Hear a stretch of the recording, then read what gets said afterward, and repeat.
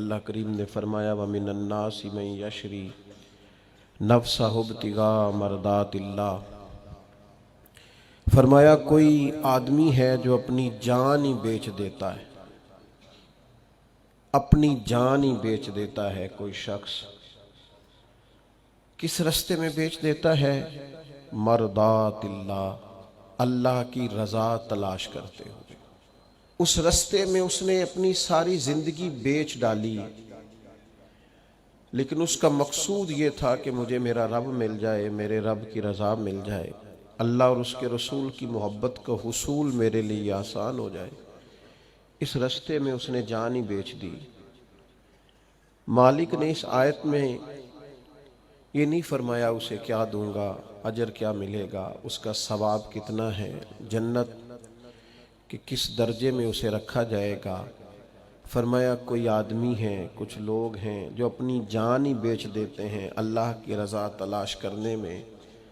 تو نتیجہ ایک جملہ صرف بیان کیا، فرمایا واللہ رؤوف بالعباد، اللہ بھی پھر اپنے بندوں پر بڑا ہی مہربان۔ اس جملے نے بات کو اتنا کھول دیا ہے، اتنا واضح کر دیا ہے، فرمایا اگر تم نے میری خاطر جان تک داؤ پہ لگا دی ہے تو میں تو پہلے ہی بڑا مہربان ہوں۔ یعنی ایک شخص جو اللہ کے رستے میں اتنی جد و جہد کرے کہ جان تک بیچ دے، تو کریم فرماتا ہے کہ پھر میں اپنے بندوں پر مہربان ہوں۔ یہ آیت حضرت صہیب ابن سنان رومی رضی اللہ تعالیٰ عنہ کے متعلق نازل ہوئی تھی۔ بڑے تاجر تھے، مکہ مکرمہ سے ہجرت کر کے مدینہ طیبہ حاضر ہو رہے تھے۔ رستے میں کفار نے روک لیا، انہوں نے کہا ہم آپ کو مدینے نہیں جانے دیں گے۔ تو جناب صہیب ابن سنان کہنے لگے اب تو مدینے جا کے رہوں گا، او جنت کس کاری جتھے یار نظر نہ آوے، تو جاؤں گا، اب یہاں کیسے رہ سکتا ہوں۔ انہوں نے کہا کہ ہم تو آپ کو کسی صورت بھی مکہ مکرمہ کی حدود سے نہیں نکلنے دیں گے۔ تو جناب صہیب ابن سنان نے نا بڑے اطمینان سے، جن لوگوں کے پاس کوئی مستقبل ہوتا ہے نا اور کوئی نظریہ ہوتا ہے اور جن کے پاس کچھ عزائم ہوتے ہیں، کچھ مقصد زندگی ہوتا ہے، وہ بڑے بردبار لوگ ہوتے ہیں، ان میں بڑا تحمل ہوتا ہے، ان لوگوں کے اندر بلا کا اطمینان ہوتا ہے۔ حضرت صہیب رضی اللہ تعالیٰ عنہ فوراً کہنے لگے بھائی میری آنکھیں پڑھ لو، چہرہ دیکھ لو، اور میری گفتگو کے اندر جو باکپن ہے اسے ملاحظہ کر لو، مدینے تو میں جا کے رہوں گا۔ سنا تھا کہ آستانہ یار دور ہے، پر ہم نے بھی ٹھان لی ہے کہ جانا ضرور ہے، اور موقوف طور پر ہی نہیں جلوہ دید کچھ ہوش اڑ گئے جہاں پر وہیں کوہ طور ہے۔ جانا تو مجھے ہے، میں تمہیں دو باتیں بتائے دیتا ہوں، یہ تو طے ہے کہ میں جاؤں گا۔ دو باتیں بتائے دیتا ہوں، ایک تو یہ کہ اگر تم مجھے روکو گے تو میں اپنے ترکش سے تیر نکالوں گا، چلاتا رہوں گا، یا مر جاؤں گا یا مار دوں گا۔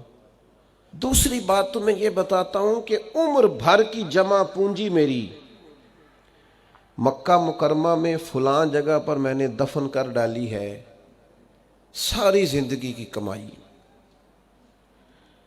اگر تم مجھے جانے دو نا تو میں زندگی بھر کی کمائی تمہیں دے سکتا ہوں۔ فرمانے لگے کل زندگی کی جمع پونجی، بڑے تاجر تھے، زندگی میں بڑے منافع حاصل کیے، بڑا کمایا۔ فرمایا میں کل زندگی کی جمع پونجی تمہیں بتا دیتا ہوں میں نے کہاں رکھی ہے، اگر تم وہ قبول کر لو اور مجھے جانے دو۔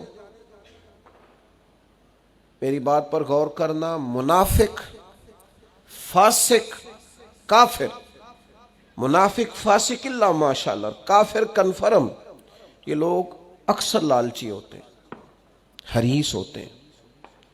جب تک سینے میں ایمان اور محبت مضبوط نہیں ہوتی، ہرس ہوس لالچ نکلتا ہی نہیں۔ حضرت صہیب نے جب کہا کہ میں تمہیں بتائے دیتا ہوں کل زندگی کی جمع پونجی، تو اب وہ ان کو پیسے نظر آئے تو زبان اور آنکھیں للچا گئیں، کہنے لگے سارے دے دو گے؟ فرمایا سارے ہی۔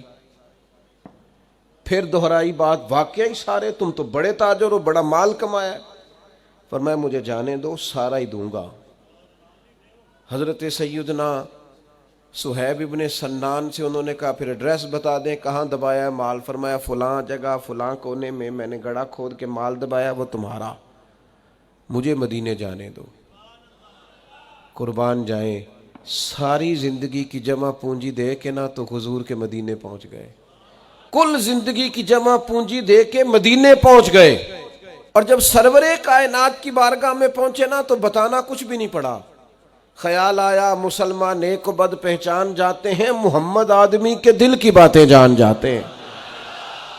हजरत सुहैब कहते हैं मैं जैसे ही करीम की बारगाह आली मर्तबत में पहुंचा, हुजूर मुस्कुरा के फरमाने लगे सुहैब जिंदगी में बड़े सौदे किए, बड़ी तिजारत तुमने की और बड़े नफे उठाए, पर जो सौदा आज करके आए हो ना ये बड़ा ही नफे वाला किया है, बड़ा, यानी कुल जिंदगी की जमा पूंजी दे के मदीने वाले का मदीना खरीदा, मदीने का सफर खरीदा।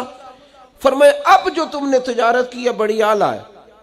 हजरत सुहैब पहुंचे, हुजूर ने बयान किया तो अल्लाह ने यह आयत नाजिल फरमा दी। फरमाया जो बंदा भी उसके रास्ते में जान बेचेगा उसकी रजा तलाश करते हुए, जो जान बेच देगा वल्लाहु रऊफुम बिल इबाद, अल्लाह फिर अपने बंदों पर मेहरबान है।